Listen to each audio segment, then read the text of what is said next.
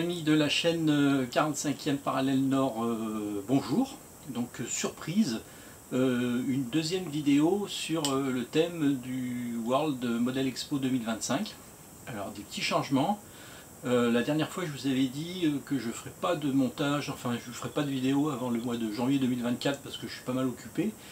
Mais j'étais assez surpris, c'est que la dernière fois quand j'ai posté la première vidéo, en 24 heures j'ai eu à peu près 400 vues. Alors je me suis dit, il y a deux choses. Soit effectivement il y a beaucoup de personnes qui seraient intéressées pour suivre le montage de la scénette. Dans ce cas-là, je ne vais pas vous faire attendre jusqu'au mois de janvier. On va commencer tout doucement, ça c'est la première des choses que je me suis dite. Et la deuxième, je me suis dit, peut-être qu'il y en a certains qui pensaient que c'était une vidéo sur la préparation du mondial WME 2025. Alors j'ai peur que ça porte à confusion. Donc ce que j'ai fait, c'est que je vais l'appeler différemment. Au lieu de l'appeler WME 2025, qui pourrait porter à confusion, j'appelle la série Préparation WME 2025. Donc ça portera peut-être un peu moins à confusion. Donc si effectivement il y a beaucoup de personnes qui sont intéressées pour suivre les montages, on va y aller par petites étapes, ça va vous faire patienter avant le gros qui sera l'année prochaine. J'ai intitulé cette vidéo avant de débuter, on s'organise. Pour moi c'est assez important, donc on s'organise l'espace, le lieu de travail, donc je vais vous le détailler un petit peu là ce soir, mon atelier, mon petit atelier, et on organise le temps.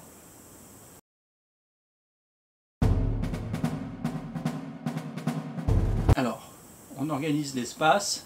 Il est bien d'avoir son petit atelier à soi quelque part. C'est toujours embêtant de travailler sur un bout de la table de la cuisine, d'être obligé de tout remballer parce qu'il faut faire à manger, ou d'être sur un bout de bureau et qu'on risque de salir, ou des choses comme ça. Mais je sais que c'est pas possible pour tout le monde. Mais aménagez-vous quand même un espace dégagé, et vous pouvez non seulement vous étaler, mais éventuellement renverser de la peinture ou des choses comme ça. Donc je vais vous détailler mon petit atelier.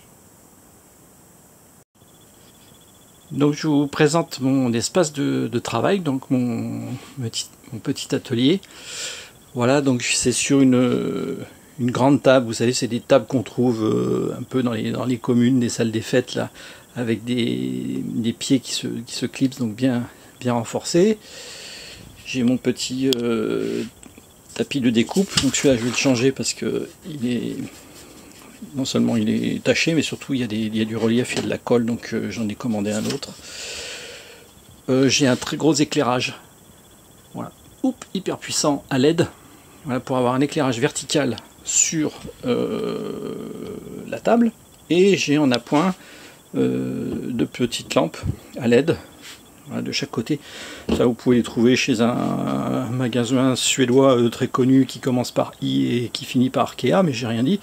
Et ça pour 10 balles, donc c'est bien pour éviter des ombres portées quand vous faites des visages de figurines ou des choses comme ça.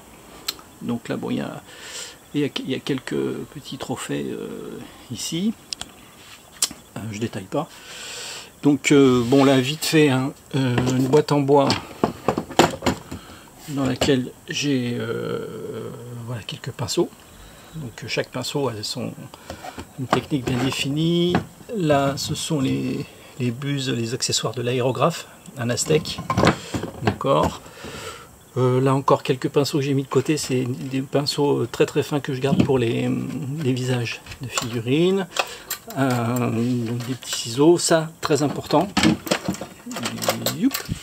Gardez bien les vieux CD ou les vieux DVD, vous ne servez plus, parce que ça me sert de palette de peinture acrylique et de palette de colle. C'est-à-dire je mets la colle là-dessus avant de la mettre sur la pièce. L'avantage de ça, c'est que c'est très très lisse et ça ne boit pas. C'est pas comme du carton ou autre chose, donc ça ne va pas boire la peinture ou boire la colle. Donc vous pouvez garder la peinture suffisamment longtemps pour peindre un visage ou quelque chose comme ça, et surtout vous pouvez faire des mélanges. Ça, allez dans vos machines à café préférées et vous piquez toutes les touillettes à café.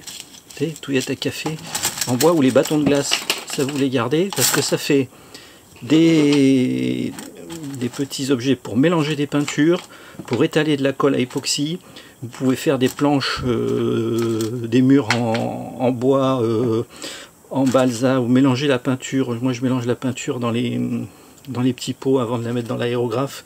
Ça, des bâtonnets de bois, important. Là c'est des produits aérographes, bon, encore une récompense. Ça c'est donc une palette pour faire des mélanges aussi. Et là c'est ma petite boîte à rabiot. Donc, voilà, il y a plein de petites têtes. Bon, je ne vais pas ouvrir tous les tiroirs parce qu'il y en a des petits casques, des petits accessoires militaires, des bras droits, des bras gauches pour modifier des figurines. Il y a aussi des troncs, des corps, des jambes. Il y a des armes, des petites têtes. Voilà, ça ce sont des armes, donc il y a des mitrailleuses, des fusils. Plein de petites choses qu'il faut garder quand vous avez fini. Ça c'est du 120 mm. Quand il reste des pièces, surtout vous les gardez. Quelques figurines qu'il y avait dans des kits Tamiya, c'est toujours bon de garder, hein. Même si c'est pas super détaillé, ça peut servir. Donc il y en a un peu partout. Voilà, des caisses, voilà, des caisses, des cagettes de légumes. Quelque part, je dois avoir des jerrycans américains, ça ils vont bien me servir pour le Sherman. Des sacs de sable, caisse de munitions, des fûts. Alors les fûts, même s'ils sont un petit peu, voilà, ils sont un peu cassés, c'est pas grave. Vous les enterrez un peu dans le décor et c'est génial. Accrocher ici mes outils, donc des pinces à photo découpe, pince Bruxelles. Là c'est un kit que j'ai ici, mais pour faire les effets de boue, mais ils sont rangés ailleurs, sinon tous mes autres kits. Quelques petits produits ici pour des effets, les petits, alors pareil, hein, les gobelets en carton de café, ça vous les gardez, hein. Vous les gardez, vous les volez même s'il faut, mais pour faire les mélanges pour l'aérographe c'est super. Quelques produits. Là j'ai une figurine qui en a près. Bon, pour l'instant c'est dans un autre diorama, mais ça on en reparlera plus tard. La colle à bois évidemment qui sert. Du milliput de composants pour refaire des corps, ça on verra au moment du travail. Là c'est encore une partie rabiot, c'est-à-dire qu'il y a des restes de wagons, ce qu'il y avait dans la voie ferrée, des restes de figurines, puis là au-dessus vous voyez il y a des chenilles, des restes de maillons de chenilles, des restes d'armement, même les chenilles en vinyle pourries, qu'il y a dans certains kits, vous les gardez, ça sert pour faire les traces dans la boue, c'est super. Vous appuyez ça dans la boue, bon, les loupes, et puis là il y a mon stock, hein, stock que je ne vais pas détailler maintenant. Évidemment le compresseur pour l'aérographe et l'aérographe Aztec ici, donc on aura le temps de l'utiliser, de détailler tout ça. Voilà, donc j'ai fait ah sinon, j'ai oublié. Là j'ai un petit meuble récupéré, petit meuble de récupération des bureaux, et dedans, voilà, donc là il y a tous les outils. Donc ici c'est les lames, les cutters pour couper, pour poncer, pour découper avec la Dremel. Là des petits pots en plastique donc, qui sont vides, ça c'est vous savez, c'est les petits trucs de sauce pour les sushis là. Il y a des sauces, vous les gardez ça. Petits flacons en plastique, super pour faire des mélanges de peinture. Des colles, donc colle cyano, colle plastique, on aura le temps de détailler tout ça. D'autres colles, donc de la colle à époxy, de la colle bicomposant, ça on verra comment on les utilise. Des petites limes, ça j'utilise pas trop, mais ça peut servir. Et puis les petits forets, ça c'est tout ce qui est perçage, donc il y en a plein, ouais, là, de quoi s'amuser, il y a un peu de reflet, mais bon. Pour percer, voilà, donc ça c'est les outils, disons. Dessous c'est les peintures, donc toutes sortes de peintures. Voilà, ça c'est les peintures pour faire les... Non, je vais essayer de me mettre plus droit quand même. Les peintures, ça c'est pour faire les visages. Ça c'est pour un Mirage 2000, donc je les ai gardés comme ça. Après il y a différentes couleurs. Voilà. Gardez bien les vieux pots en brol aussi.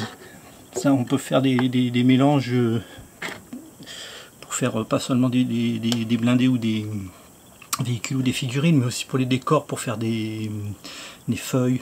Donc là différents types de peinture acrylique, des vernis brillants, vernis mat, vernis semi machin.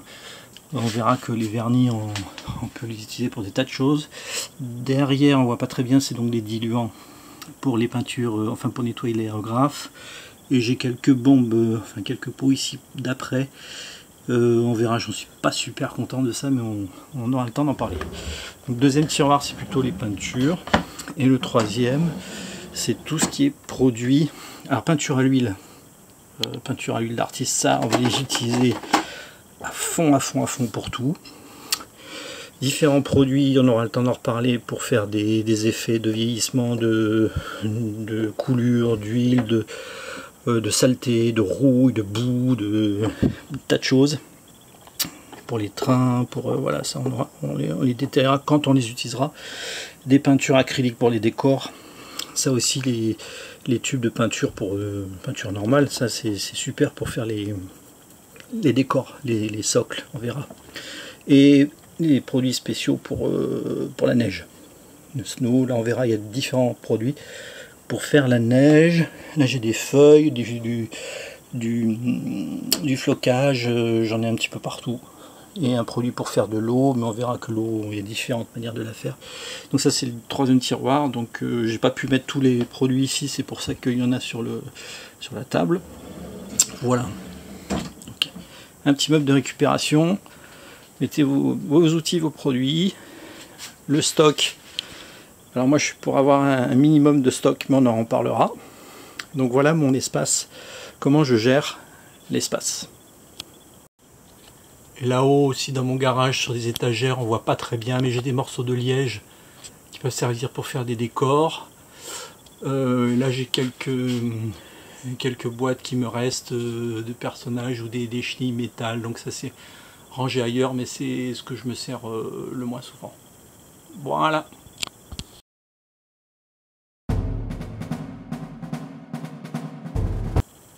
Donc une fois qu'on a organisé l'espace, moi j'appelle ensuite organiser le temps.